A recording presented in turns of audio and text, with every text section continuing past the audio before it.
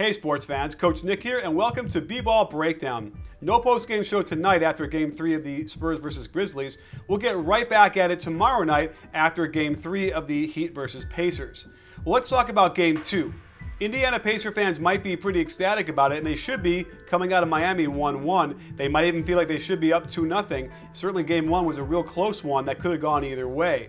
However, what Coach Vogel is doing is playing his starters twice as many minutes as the Heat starters. And what I think that does is gives the Pacers some continuity and rhythm with their lineups, whereas Coach Spoelstra seems to be running guys in and out and not playing anybody long enough to get a rhythm going.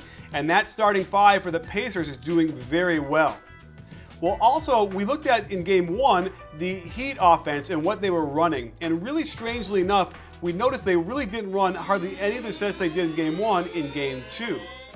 Remember we showed in Game 1 that the Heat's most used set was horns. They got good movement and 5 guys moving together to create good shots around the floor.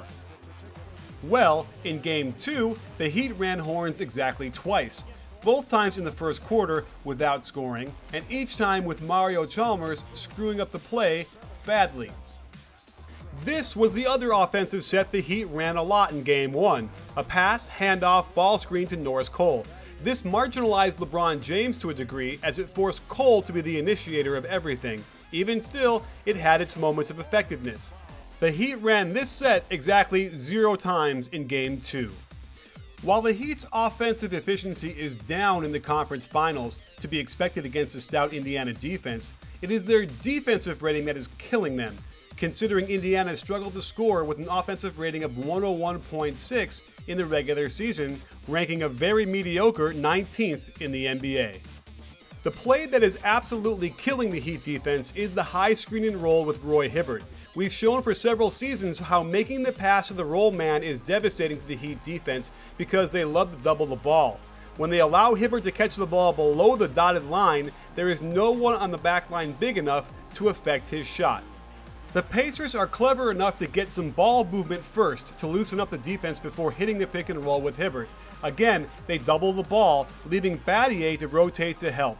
If you're looking for a reason why Bosh gets almost no rebounds, here's a good example. The Pacers take a page out of the Spurs playbook with a zipper cut by Paul George and then a high screen and roll with Hibbert. The Pacers are very smart to have their point guard on the weak side, knowing full well that the Heat will double the ball and rely on Chalmers to rotate onto Hibbert. Need I say more? Indiana didn't always need ball movement before the pick and roll, as the Heat seemed to be unable to stop doubling the ball. Wade might get a fine for his elbow to Stevenson, but he could also get one for this flop. It was almost painful to watch the Heat's inability to adjust to this play, constantly getting out of position and forcing a guard to rotate onto Hibbert. Ray Allen doesn't even try on this play. The problem is with the man guarding Hibbert. On the sideline screen and roll, if he would sink down and play ice like the Bulls do, Bosh could contain this roll and at least be the tallest Heat defender on him. By coming 17 feet out on the ball handler, he's forcing 6'9" LeBron James to come over to help, who's at least 6 inches shorter and completely ineffective. It's clear the high screen and roll with Hibbert is Indiana's big weapon, but they can also do a straight post-up with him as well, and if he gets the ball, the Heat don't always double. Hibbert will score more often than not in that scenario. And when the Heat defense fronts Hibbert in the post, the Pacers are clever and use it as a ball screen to clear an open shot for Hill. Note that Hibbert has good position to get the offensive rebound as well. On this play, Battier is so intent on fronting West in the high post that he's not in position to hedge when Indiana turns it into a screen and roll. Everyone rotates to cover for him and no one can get back to Paul George for the 3. And it doesn't always have to be Hibbert in the high screen and roll. Mahinmi gets into the act while the Heat double the ball, allowing a diagonal pass. The defense has to scramble and Mahinmi makes a nice pass to West, who gets free throws. LeBron James played the last 30 minutes straight of the game, and it appeared he got tired. In transition, he gets lost and doesn't pick up his man Paul George. This causes a mismatch with Cole on him and the Pacers go to work. They get a good shot at the rim by West and a rebound by Hibbert. But check out this great block by Dwayne Wade. LeBron has to try and save this ball, throwing it to his own basket or not save it at all. Instead, Stevenson gets it and hits the crucial layup. LeBron was getting frustrated and tired by the end of this game. Again, he's supposed to come this far out on the hedge, but it just gives the Pacers an excuse to get the ball to the roll man in the middle of the floor.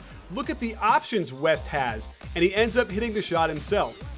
More evidence that LeBron got tired, he doesn't even try to hedge on this pick and roll, allowing Hill to get right to the rim and 2 free throws. While LeBron is one of the top defenders in the league, part of the reason is that teams don't even try to attack him.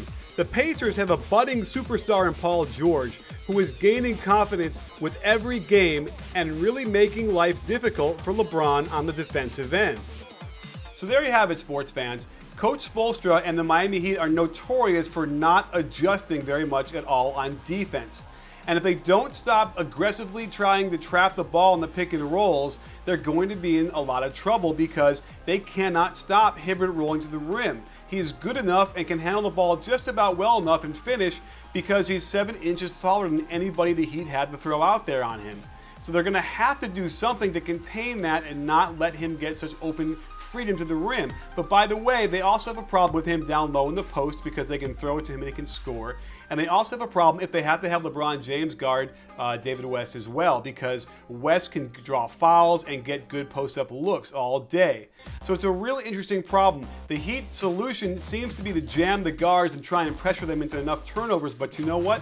The Pacers have turned it over at a high rate, but have shot well enough to be in Game 1 and probably almost kind of could have won that. And certainly in Game 2, they won that. So it's a real problem. Now going back to Indiana, the Pacers have the home court advantage. We'll have to see what happens there, but I suddenly don't have as much confidence in the Heat as I did when the series started. So don't miss our post-game show tomorrow. We'll have lots to talk about. I'm sure it'll be a great game. And don't forget, at B-Ball Breakdown, we're not a channel, we're a conversation. You in?